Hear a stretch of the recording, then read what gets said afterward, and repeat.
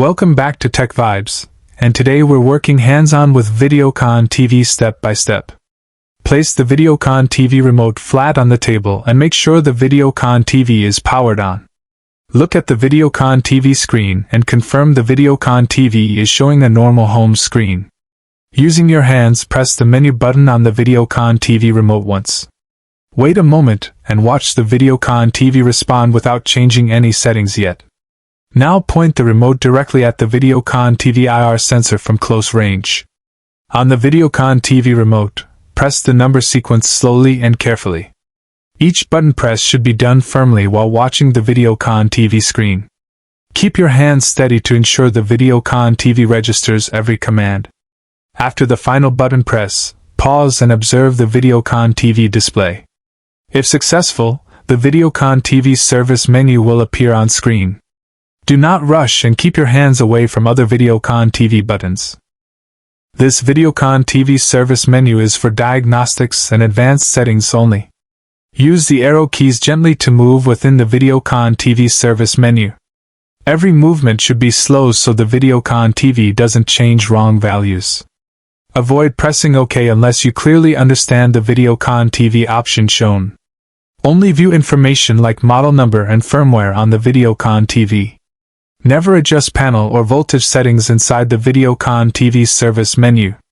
Keep your hands calm and steady while navigating the Videocon TV menu. If you feel unsure, stop interacting with the Videocon TV immediately. To exit safely, locate the exit option in the Videocon TV service menu. Press the exit button once on the Videocon TV remote. If exit doesn't work, turn off the Videocon TV using the power button. Wait a few seconds while the Videocon TV powers down completely. Turn the Videocon TV back on normally using the remote. Confirm the Videocon TV starts without showing the service menu again. This confirms the Videocon TV has exited service mode safely. Keep the Videocon TV remote clean and buttons dust-free for accuracy. Avoid repeated access to the Videocon TV service menu unless necessary. The Videocon TV service menu is not meant for daily use. If the Videocon TV shows abnormal behavior, unplug the power cable. Hold the Videocon TV power button for 10 seconds with your hand. Plug the power cable back into the Videocon TV securely. Power on the Videocon TV and check for normal operation. This power reset helps clear temporary Videocon TV glitches. Never factory reset from the Videocon TV service menu unless advised. Wrong changes can affect Videocon TV display and sound permanently. Always document original values if you explore Videocon TV settings. Keep your hands visible and movements slow for Videocon TV safety. The goal is access, not modification, on the Videocon TV. If the Videocon TV service menu doesn't open, don't force inputs. Different Videocon TV models may use different button combinations. Always use the original Videocon TV remote for best results.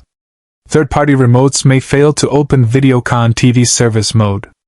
Check the Videocon TV indicator light for normal behavior. A steady light usually means the Videocon TV is working fine. Close all menus and return the Videocon TV to normal viewing. Your Videocon TV is now ready for regular use. Thanks for watching this Videocon TV guide on Tech Vibes. Subscribe to Tech Vibes for more real hands-on Videocon TV fixes.